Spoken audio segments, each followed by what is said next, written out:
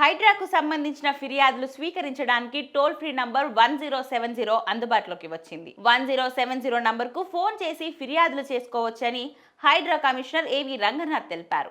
చెరువులు, నాలాలు, పార్కులు, ప్రభుత్వ భూములు, ప్రజా అవసరాలకు ఉద్దేశించిన స్థలాలు కబ్జాలకు గురైతే వెంటనే టోల్ ఫ్రీ ద్వారా సమాచారాన్ని అందించవచ్చని తెలిపారు.